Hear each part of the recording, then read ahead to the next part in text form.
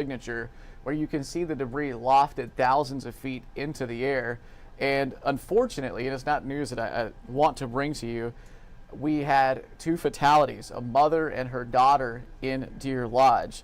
Our Olivia Calfee told me that they do not expect any more fatalities or to find any new folks who passed away, thankfully. So we just got the notification, and I'm going to go through some of your questions. So let me refresh my Facebook feed and allow folks to come in. If you have any questions, I'll do my best to answer that. But we talked about 8 to 10 is the window for severe weather, unfortunately, last night, and that's right when it moved through the area.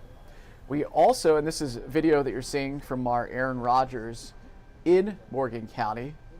This is video of these giant healthy trees blown down, and then also some fresh video of some of the homes right here, actually, with insulation just being torn out by these trees.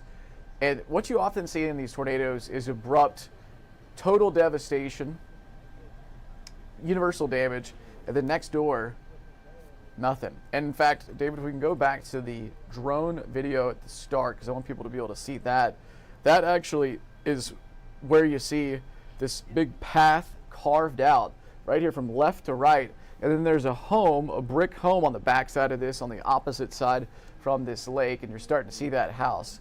There was a little bit of roof damage, but imagine if that tornado was just a few feet more. That would be a completely different story. And you could see the rotational impact from these trees down. Some are pointing to the right, some are pointing straight ahead, and so that's another telltale sign. And then on the other side of this, look at that, one house is okay, and I'm seeing a lot of this video for the first time along with you guys, but then you see the opposite. That's the rotational side, and somehow that one house made it out mostly unscathed. This video just arriving to the newsroom from our photojournalist Christopher Covert. We're working in teams out there because you know, there's a lot of debris and stuff, so we want to be careful. And of course, this is important. We want our WVLT news crews to get you the information, but also not get in the way. And so we are not interfering at all with emergency responders. But that video, I mean, look at that. That's where Aaron was live. And unfortunately, there's just nothing left of that trailer home. I'm not sure exactly where near Deer Lodge the 2 fatalities, a mother and a daughter, were, but hopefully it wasn't from this area right here, this trailer. Let's also switch gears and take you to Granger County, where I'm heading with Will Puckett here in a little bit. We got another TDS, tornado debris signature, last night from Thornhill. This is just to the west of Bean Station in northern parts of Granger County, coming off of the cliffs, dipping down. Heather and I were talking. This also hopefully dispels the incorrect information that tornadoes can't form in the mountains, that they're always weakening. This came off the bluff, came off the cliff, and then completely wrecked this barn, which is on 25E in the Thornhill community. So there was damage in Deer Lodge, but now we're looking in a different part of the area. This is in Granger County. Let me check to see if there's any questions here. The good news is that the tornado threat, of course, has passed. We have lots of sunshine. This just tells you this is some metal fabrication. It looks like a piece of metal roof, maybe siding, but it's wrapped around and curled, and then once it was stuck, it continued to twist on this phone or power pole. And you don't only see that in some stronger tornadoes. So our Kyle Granger is up here with the survey teams and local officials and 25E, and Kyle has confirmed a tornado here by the surveyors. They believe it will be at least an EF1 or EF2.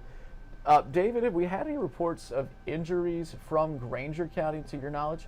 Okay, nothing to our knowledge, which would really be a miracle because, again, another strong storm. This other cell, the one that hit Deer Lodge and Annandale and Frozen Head State Park, which is what you see this new picture in from, knocking down the signs and spreading debris. This was a 160-mile damage path of a supercell. The only thing I could think that's comparable was the Super Tuesday tornadoes of 2020, right before COVID, which was in the Cookeville tornado, which killed 19 people. That was on the ground across much of the state, but this was a 165 mile wide damage path for also Putnam County, unfortunately, again, into the Grimsley area. And the different office of the Weather Service is going to do a survey near Grimsley, south side of Grimsley, in Fentress County, and then Deer Lodge, Annandale, which is the Morgan County Fairgrounds, the Goby community, Gobey, over to Windrock Park and Petros. This then went between Oak Ridge and Clinton, brought horrible winds to Knoxville, though thankfully not a whole lot of reports of damage that I've seen. I'd be shocked if there wasn't damage. It just doesn't always get reported. But we heard from our friends in Powell and Fountain City that it was really intense winds. Then this went over to Strawberry Plains and then Kodak, and then over to Newport where there was some giant hail. But this is new video just coming in of that devastation in Deer Lodge. Chief Meteorologist Heather Haley putting together a list of February tornadoes in East Tennessee since 1900. There have been 14 of those before today. So that number, of course, would be 16 by the end of the day at least. And only 2 separate fatal February tornadoes. 1993, there was one that caused a death, and then 2012, I believe that was in Cumberland County, 2 people passed away. So 93 Loudoun County, 1993 in Loudoun County, 1 person passed away, 55 were injured. It's a lot of numbers. In Cumberland County, 13 years ago this month, 2 people lost their lives. And unfortunately, in Deer Lodge, this fresh video that you're seeing, a mother and daughter have lost their life. And I think there were at least 3 separate injuries apart from, 3 separate injuries apart from that.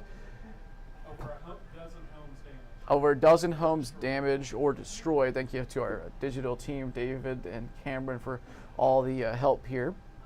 And in this video, which is really what you need to be seeing, that is one side of the tornado coming this way.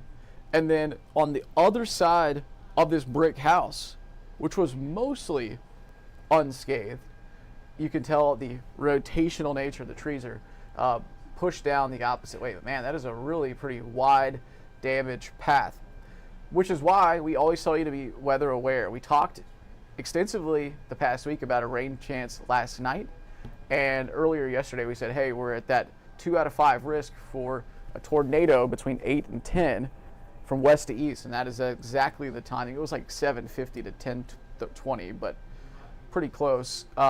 So those trees pushing forward, and on the other side of this lake, the trees are coming the opposite way, so that rotational nature.